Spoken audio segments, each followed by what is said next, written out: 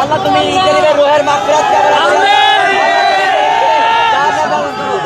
আয় আল্লাহ তুমি ইন্টারিমের সুবত ফিরিয়ে দাও আল্লাহ। আমিন। আয় আল্লাহ তুমি টিপ্পা কোটার মেধা ফিরিয়ে দাও আল্লাহ। ন্যূনতম এটা যেন ন্যূনতম কমন সেন্স আসে যে আমাদের থেকে। আয় আল্লাহ যে গায়বারে জানাজা পড়ছি আল্লাহ, আল্লাহ এটাকে তুমি কবুল করে নাও আল্লাহ। আয় আল্লাহ তুমি ইন্টারিমকে হেদায়েত দাও আল্লাহ। আয় আল্লাহ তুমি ইন্টারিমকে হেদায়েত দাও।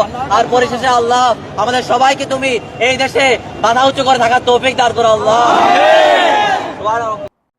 এই সরকারের আরো একটি ব্যর্থতার প্রমাণ হলো এই ইন্টারিম গভর্নমেন্টের বিরুদ্ধে গায়বানা জানাজা আদায় করা।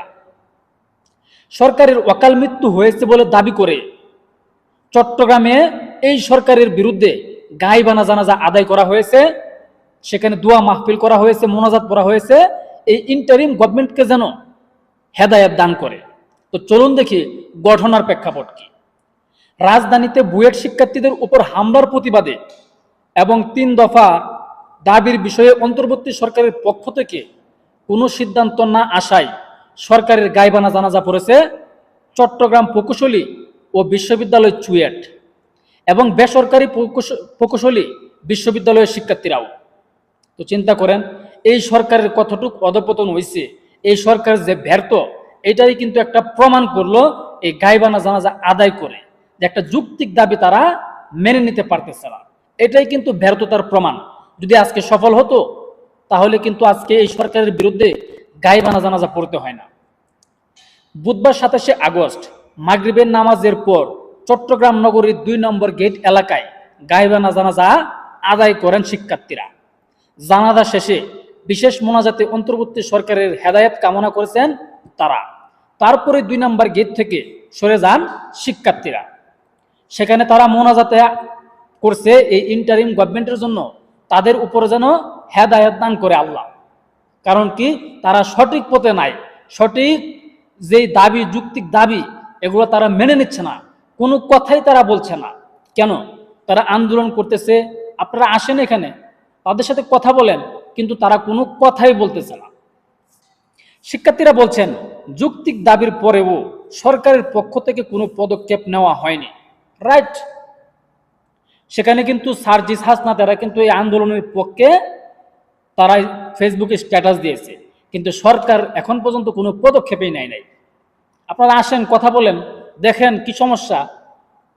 উল্টো বুয়েট শিক্ষার্থীদেরকে মারধর করা হয়েছে। রাইট, আগে এক সময় আসমান কাঁপতো, এখন আর আসমান কাঁপে না, এখন পুলিশে মারলে আসমান কাঁপে না। সরকারের এই ভূমিকার প্রতিবাদে গায়বানা জানাজা আদায় করা হয়েছে বলে জানান শিক্ষার্থীরা।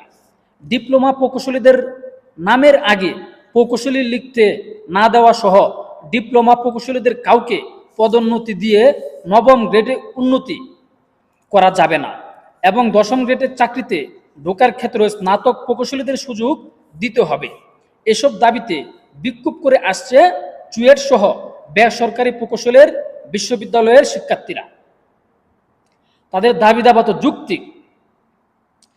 সেখানে যারা সমন্বয়ক ছিল, সাবেক সমন্বয়ক, তারা পর্যন্ত সহমত জানাইছে, কিন্তু সরকারের পক্ষ থেকে এখন পর্যন্ত কোনো ভূমিকা নাই।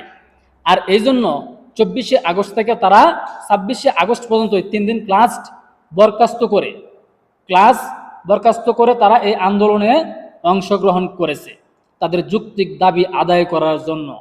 আর এই কারণে এই সরকারের বিরুদ্ধে গায়বানা জানাজা পড়ানো হয়েছে, এই সরকারকে হেদায়েত দান করার জন্য সেখানে মোনাজাত করা হয়েছে।